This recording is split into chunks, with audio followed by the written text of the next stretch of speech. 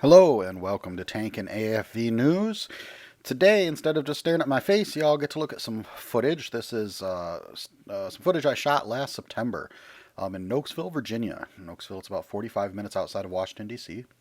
And this was at the annual event at the Tank Farm, as it's called. It belongs to a man named Alan Kors, who's a collector of historic vehicles.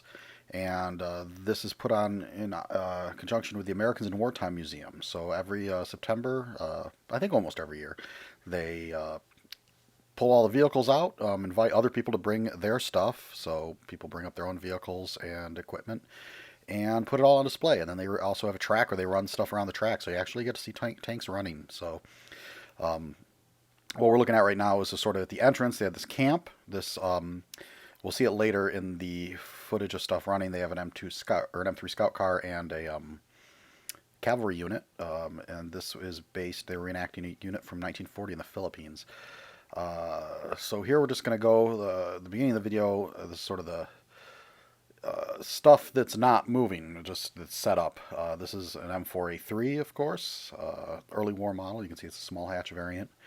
And all the vehicles that were on display here are runners. I mean, you can see this thing. There's plenty of red dirt there on the tracks. So another view of the Sherman, and you can see some of the guys in uniform and vintage uniforms, working on these vehicles and hanging out by them. So it's pretty fun to see. Here's an M18 Hellcat tank destroyer.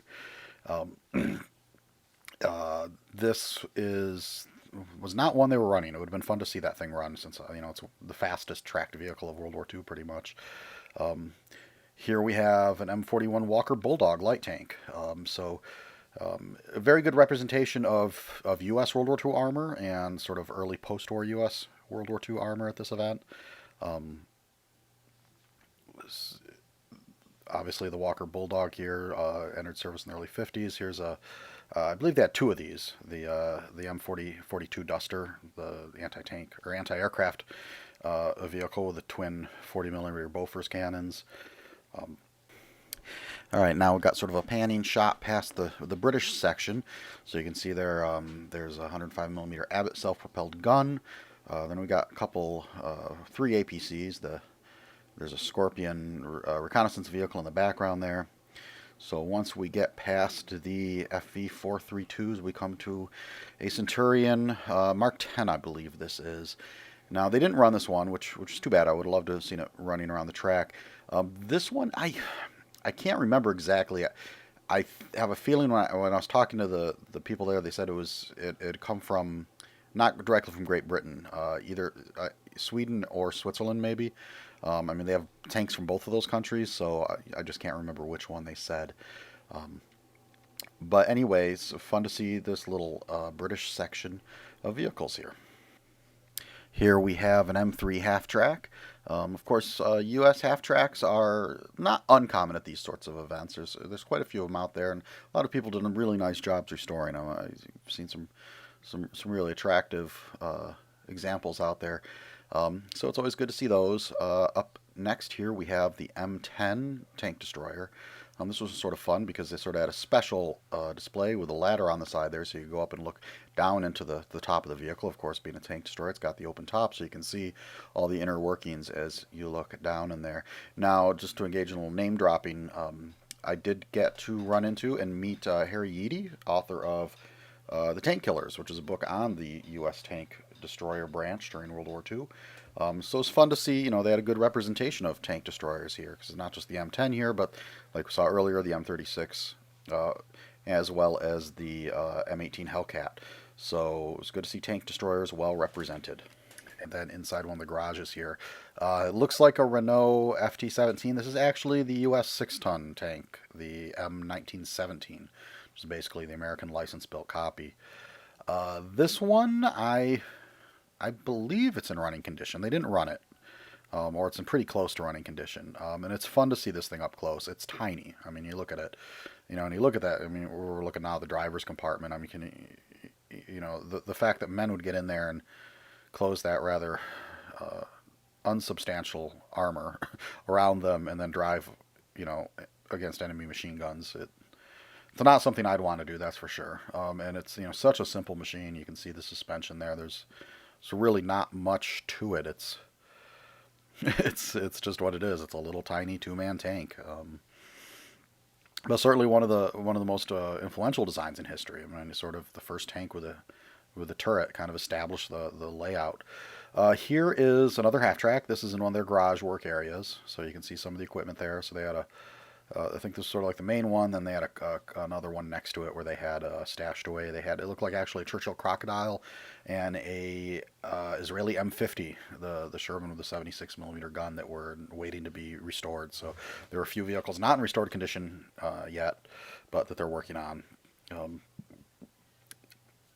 Here, of course, is a Soviet T-34 85. And this was cool to see. I hadn't really gotten to see one of these up close in many, many years. The most striking thing about it, when you read in books, they talk about how the quality of the Soviet castings was pretty rough. And when you go up close and you look at that turret, it's pretty amazing how rough it is. I mean, like, I wouldn't want to rub up against the side of that turret. It would be there's so many little snags and whatever in the casting. It's amazingly rough. And you don't get that. You can't even really see it in the video here, but when you get up close, you can see it. Here, of course, is a Sherman M4A1. This one's unique. They said that this was the oldest or earliest produced Sherman that is still in running condition. Of course, the oldest Sherman in existence is called Michael. It's number 2, one of the prototypes over in the Bovington Tank Museum. This one is I think they said the serial number is 2000 or lower. So it's still a very early one. And you can tell sort of from the vision slits there that it does have the signs of an early production tank.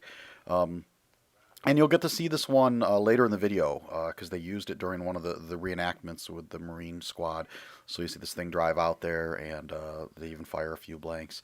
So that was very fun to see because you don't often get to see a Sherman tank out and running. Now here is a well-disguised M5 Stuart, and you can see the crew there in period appropriate clothing. So, like I said, that's one of the fun things about an event like this is not just the vehicles, but seeing the reenactors with all the gear. It gives it a little extra touch of authenticity. Now here is an M114 reconnaissance vehicle. Certainly not one of the more successful U.S. post-war designs. Didn't stay in service very long. Sometimes see these out in front of VFW halls. It seems like some of the things that weren't terribly successful ended up being given out and used as sort of these monument vehicles. Here we have the business end of a BMP-1. And this vehicle, you can see from the people around it standing next like this fellow right now, it's there on the left or right. I mean, how small this vehicle is and how low it is. It's kind of amazing. I mean, I was just sort of staring at it going, how the heck did they even fit people in the back of this thing? I mean, and you look at it, I mean, even the turret, you look how low that turret is. It's tiny, and then with that low pressure 76 millimeter gun. So the BMP was certainly interesting, and it seemed like sort of like 80s, 90s era Russian uniforms were all the rage with the younger reenactors. I think probably because they can get that gear relatively cheap compared to some of the other stuff. Here, of course, we have a T-72. This one, I believe, is an East German one. And again, it was amazing to see this up close and realize how low and small this vehicle really is. It's not that much taller than a person. It's impressive, and it's certainly mean looking. And you got those mine clearing devices on the front there too. Certainly fun to see this thing up close. I don't remember what the particular variant was of it. Obviously, it would be one of the export versions if it was East German. Here, of course, is a PT-76, Russian sort of amphibious scout tank. Definitely bigger than some of the other Soviet vehicles, but it sort of has to be in order to, be buoyant, to be amphibious. You can see some of the younger reenactors there hanging out on the front of the vehicles. And they had reenactors from all the countries, but it was sort of interesting because the World War II reenactors tended to be a little older. And then there was this one brave young man who was a World War I German reenactor who was wearing his gas mask all day, which, I mean, this was like an 85-degree day, so we had his wool outfit, so credit to him. This, of course, is a British Centurion that we saw earlier. been quite a while since I saw one of these in person, and it's funny because when you go from the T-72 and then to this thing, and this the Centurion just seems massive in comparison, at least in height. You don't really think of it as necessarily a humongous vehicle, but it certainly seems big when you get up close to one. Here, of course, is the M113. It's an aluminum box. Again, not terribly uncommon. You can see these a lot of different places. But obviously a very important vehicle. Still in service all around the world, and maybe even with your local police department. I think they even handed us a bunch of them out to police. Here is the M24 Chaffee light tank. Like I said, they had a nice representation of U.S. light tanks, with the Stuarts and the Chaffee and the Walker, and they had them all sort of near each other, so you could kind of like look at one, then the next, and see the progression, which is always fun when you have these vehicles together, because it gives you an idea of how they changed, not just the design, but also like size and scale, to the point where you're looking at the Walker Bulldog, and it's pretty darn big for a light tank.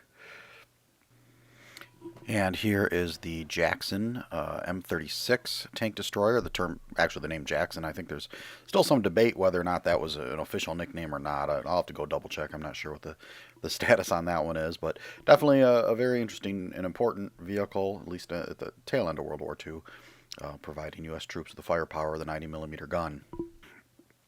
One thing that was sort of interesting is it's a very low-key event. You just sort of park at the front of the farm, which belongs to, like I said, Alan Kors, and you just sort of walk in.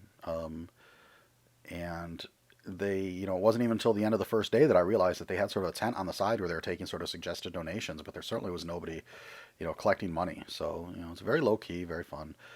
Here we have British Valentine, and this is an amazingly small vehicle when you see it up close. Again, it's one of those vehicles you look at and you're like, how the heck did they even fit people inside this thing? So you can sort of start to understand when they talk about how, they weren't able to easily upgun this thing because there wasn't enough internal space. Well, when you see it in person, you're like, I can see that. It's not big, particularly when they had it next to the M3 Grant, which towers over it. Here's a nice side shot. You can see the suspension, which was taken from the earlier heavy cruiser design from Vickers, and it was also sort of parked near the T-34. So you can see why the Russians kind of, they got this thing and they said, oh, it's tiny, it's a light tank, and used it in that role. And when you see it in person, you can kind of realize that, because, we think of it as an infantry tank, which, the British infantry tanks are these well-armored, heavy things, but they're certainly not large. Here, of course, is the Grant in all its glory. Personal favorite of mine, and one thing that was fun is you can see the person walking up there, they have the side doors open, so you can sort of poke your head and see the interior of the vehicle. So I think this is the first time I'd seen up close the British variant. So of course it's got the enlarged turret, which would have, and without that silly little commander's cupola on the top. And then here we have an M3 Lee, the American, well, I shouldn't say American version. They were all produced in America, both the Lee and the Grant, but the Grant was just the one made to British specifications. So that sort of wraps up the part of the video where we're looking at the vehicles that are sort of parked. This next section, we're going to be looking at vehicles as they're running around on the track. So these will be vehicles in motion. Also, just one other thing to point out, I didn't get video of every single vehicle, so there's a few notable things that aren't in here, including there was a Hetzer and a few other things, but mostly I captured a good bit of it. Alright, now the first video we have of a vehicle on the track is a universal carrier here. And I'm going to stop talking here and turn up the volume so you can hear the engine noise. Unfortunately, I also hear the narrator. But they're small, they're light, they were made, designed in England initially. UK was making them. And yes, if you have a tracked vehicle, you've got to find a mud puddle. This particular universal carrier is outfitted as a mortar carrier. Now, it didn't fire the mortar from the vehicle. You still had to dismount and set the mortar up just like a standard infantry mortar. It could carry a 3-inch. Right. They're very fast. This particular one was made in Canada. A lot of people don't realize that in England they were making stuff as fast as they could, but the Canadians, the Australians, and even the Americans were making carriers. The T-16, you'll see one over there at the far end of the field along the orange fence that has 4 wheels on the ground. This one has the classic Bren gun carrier 3 wheels on the ground. I can hear them laughing in there. They're having a blast. This takes 4-wheeling to a whole new level. Now the next vehicle we see here is, well, it looks like a German Stoke III. It is actually a reproduction. This is based on, if you count the road wheels, see there's only 5. It's based on the chassis of a British troop carrier, the FV432. You can see sort of the diesel smoke coming out of the back too, another indicator that it's not an original Stug. But of course, you know, original Stugs are not easy to find nor cheap. So a lot of the reenactors have to build their own. And other than the road wheels being not the right number, because of course the real vehicle had 6, and the dimensions on this thing are just a tad bit smaller. I talked to the guys after they had it parked, and they said it's a little shorter than the actual vehicle. But you know, you're looking at it from the top, it is very convincing looking. I believe the gun barrel actually is original. They did find an actual German 75mm gun barrel for it, and yeah, not very good camera work there, but there we're looking at the vehicle. So I'm gonna stop talking. We'll turn up the volume. Of course, it's not gonna sound like a real Stug because it's not the same engine, but still it's fun to listen to.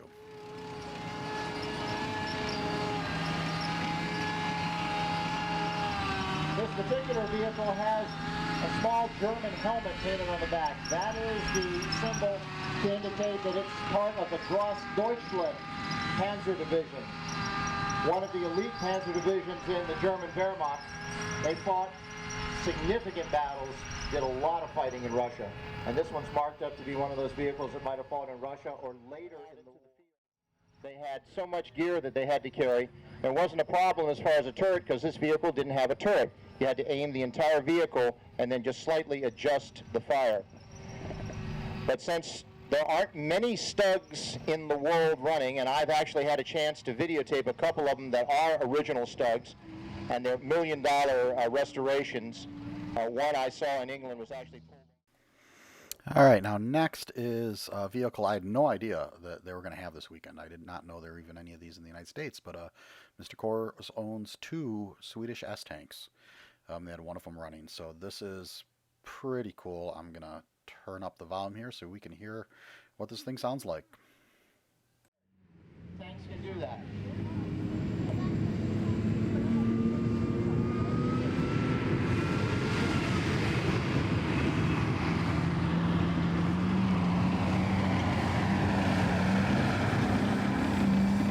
You'll notice those poles on the side of the vehicle, stowed on the side, those are actually part of the swim screen that is erected. When the screen's around the vehicle, imagine that thing coming at you on tracks, and then above it, it looks like a big canvas box, about 12 feet high. It even comes with its own rope ladder, so you can get in and out of the vehicle. Drivers can use that, and operates almost like operating a tiller. You've got 2 sticks, and it's centered into the hull to control the left and right driving swing. The other 2 crews stand on the front, and they will act.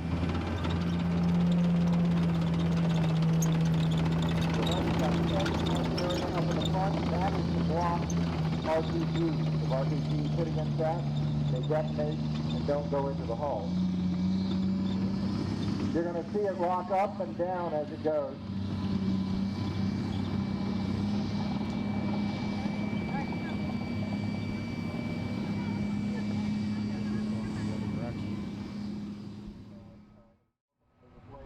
Vehicles that have a 120 millimeter cannon. In the case of the Swedish Army, they decided to go with a sound or pop out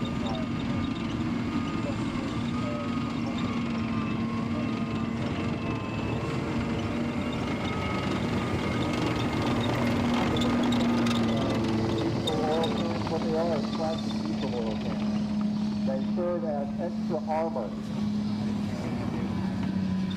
You can see that bulldozer blade underneath, and now he's locking the suspension up.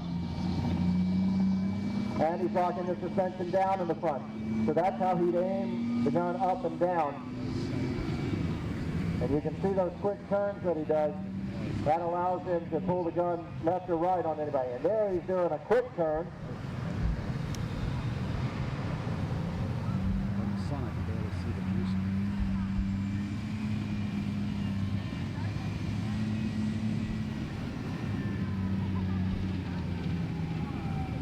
Too bad, oh, what's his name? There's the guy with the Swedish tank wall. Now he's aiming the gun toward me.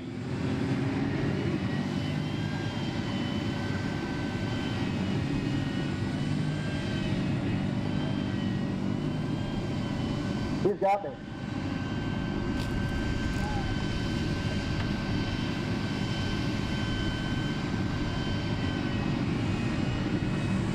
It's a very maneuverable tank. It had to be. And this tank has an auto loader.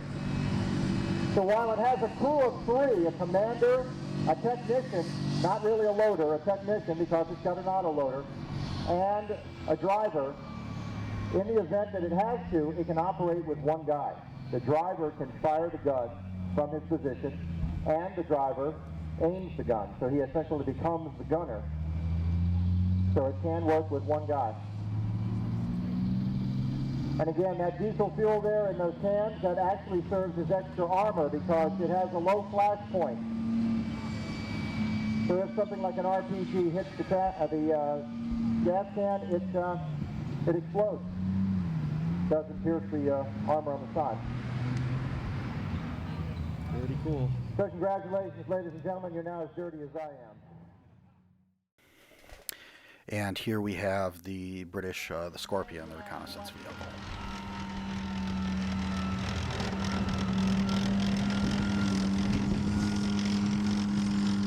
The Scorpion is a small tank, as you can see. It is powered by 2 Jaguar engines. Like I said, it's the fastest tank in our collection. The British were using these when the Falkland Islands were invaded by the Argentinians. And so the British sent a force to the Falklands that included 4 of these and 4 of something known as the Scimitar, which looked just like the Scorpion, but instead of the 76mm cannon, they actually had a 30mm Rardin cannon, which was a rapid-fire auto gun. Those, along with a recovery vehicle and something called a BARV, a beach armored recovery vehicle based on a Centurion, were all of the armor pieces that the Brits sent to the Falklands. And ultimately they were successful.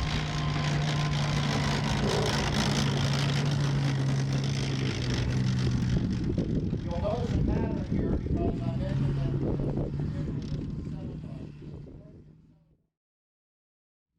this form in the British Army, but some of the other vehicles included some armored personnel carriers that now have the turrets mounted on top of them.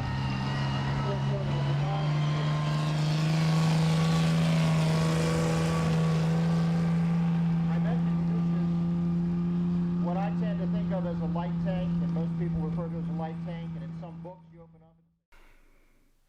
And next up we have the British Ferret, wheeled reconnaissance vehicle. After the war, I developed something called the ferret. We have a ferret over on the place there.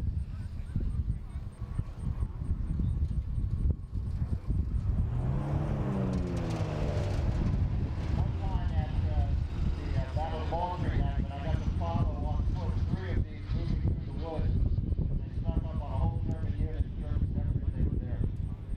And these guys.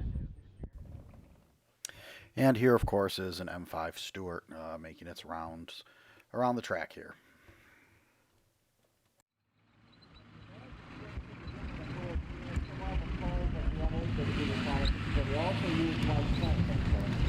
Actually sounds like more of a tank coming than it is really when it comes around the turn here.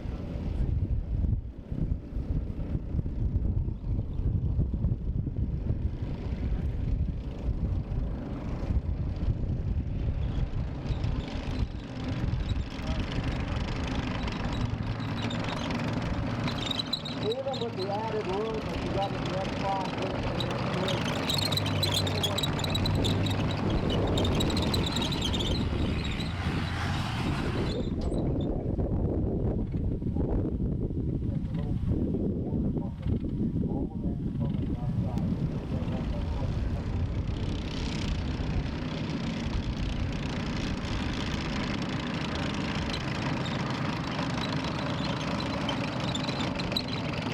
I would venture to say that that vehicle is fitted out for travel.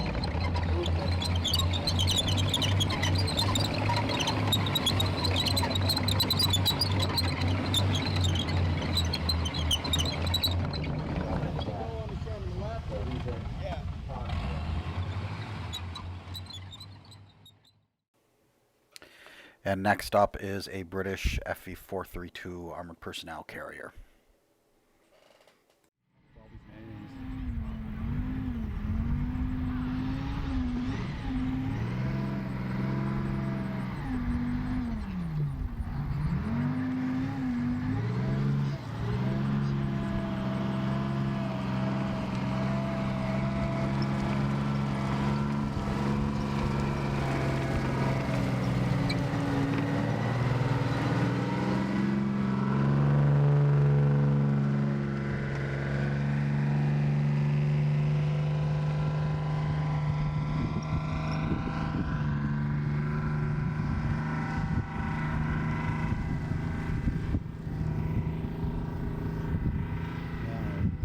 Well, that footage I'll juxtapose with Stuart.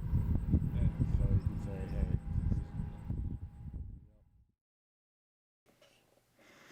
hey. And here's an M42 Duster driving across the park.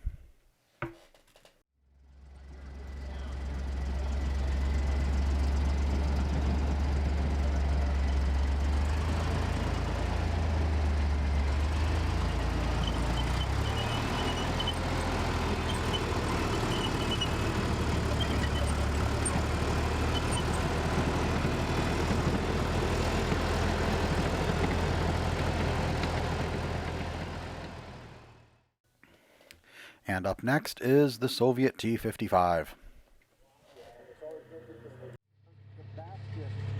Anti-tank-guided missile. They can probably shoot out to about 2 kilometers with this gun.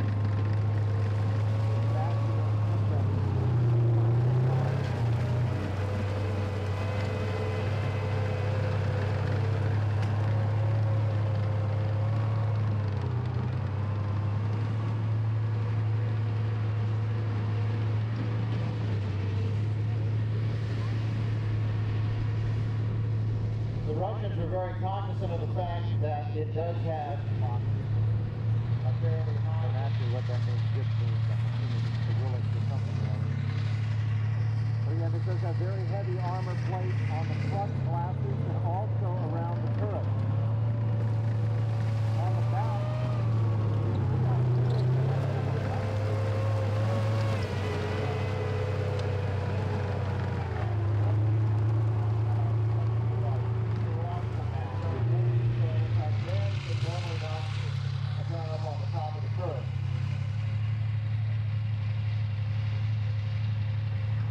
This vehicle has some additional cladding put too. That cladding on top of the turret protects it from radiation.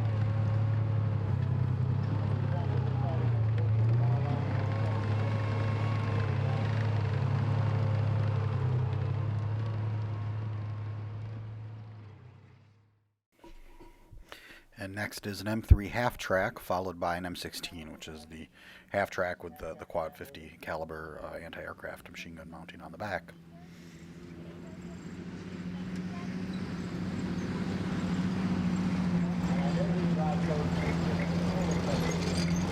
So anyway, we have a German half-track over here. Essentially, it's a Czech post-war copy, but if you look at the vehicles, these are very versatile, very mobile. We used a lot of them in World War II. We have another variant of it called the M16, which has 4 50-caliber machine guns attached to it. We have that on display up there for anti-aircraft use, and later this one we used to protect. We designed first M13. The M13 had 2 machine guns, then somebody said, well, if 2 machine guns is good, 4 machine guns is even better. So ultimately they came up with the M16.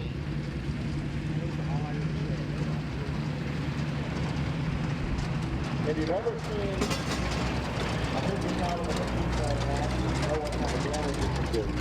4 of them, just multiply by 4. And every time you see these things firing on TV and some of those documentaries and you see those tracers, remember every 4th round up there. I apologize, I'm getting some drop out here on this microphone. And the aircraft units that had both The M16, they did have a little more range. These are also great for the ground defense role. So if you get attacked and you have some of these, you start firing these, and generally your enemy will disappear.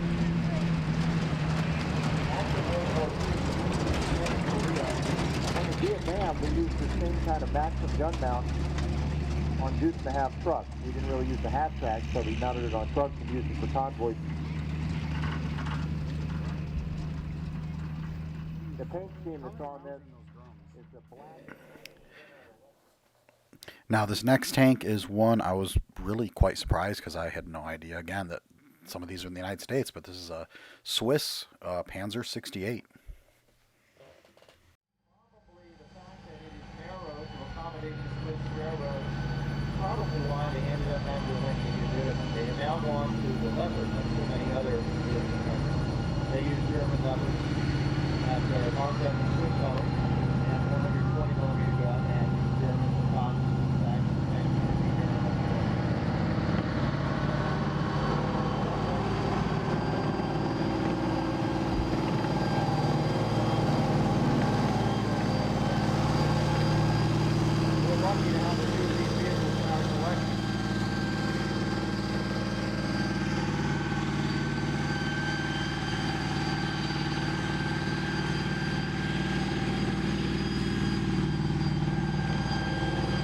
As I said, when the Swiss government gave us these, they were very generous to us. They didn't only give us the tanks, they also stuffed every nook and cranny with helmets and older uniforms and things that they thought we might like to have at the museum. So we love the Swiss around here. We're grateful for all of their gifts.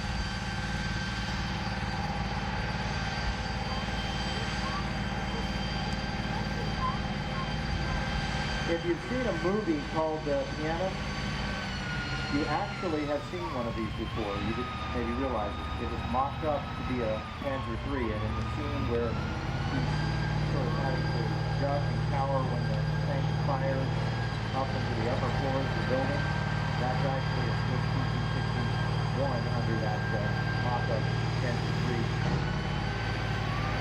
I think he's going to come across the field now and possibly execute a quick turn over here in the neutral field.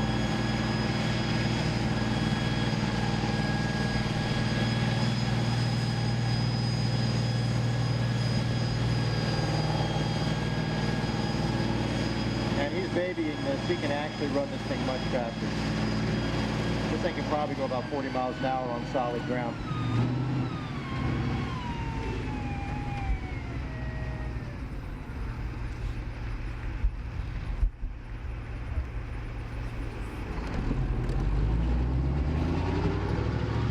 One tread moves forward, one moves backwards, and you're spinning on a dime.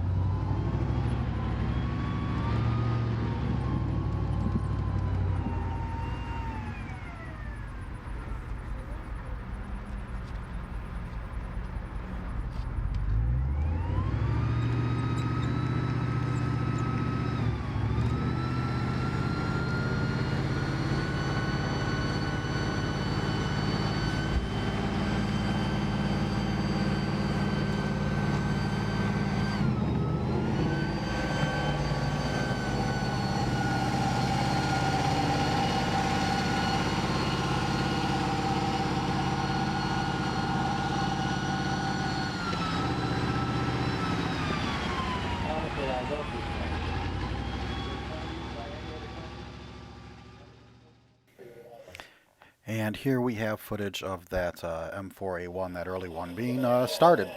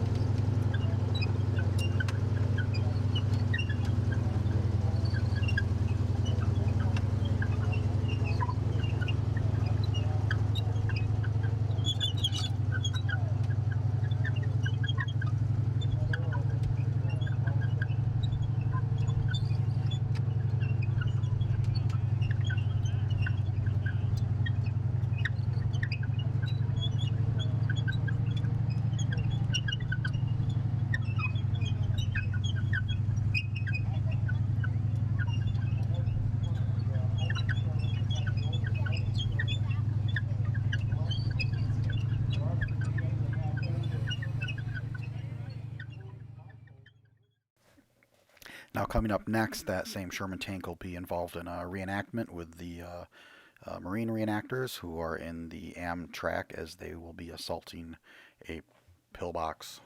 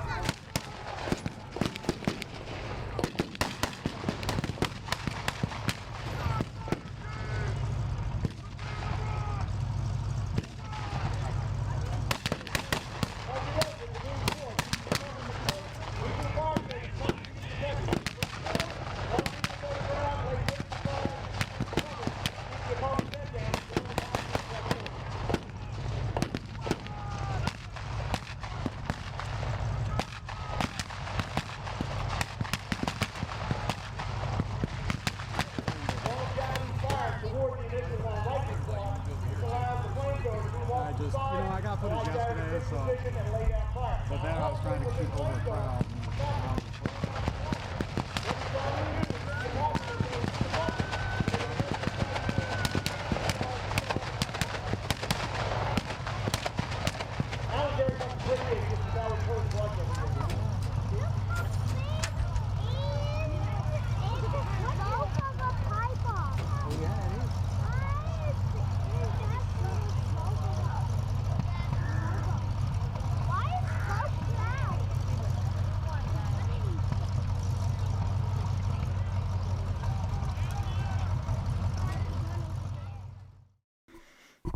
All right, for those that would like a better view of that flamethrower used in the last clip, here is a demonstration they did earlier in the day. This is one of the last operational World War II flamethrowers still in service. It's been used in some Hollywood films as well. In fact, they said this one was used in the film Flags of Our Fathers, as well as others.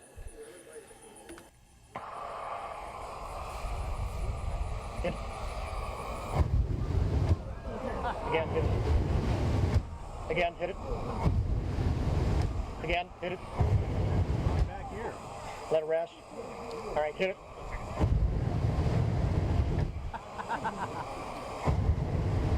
Good. One more time.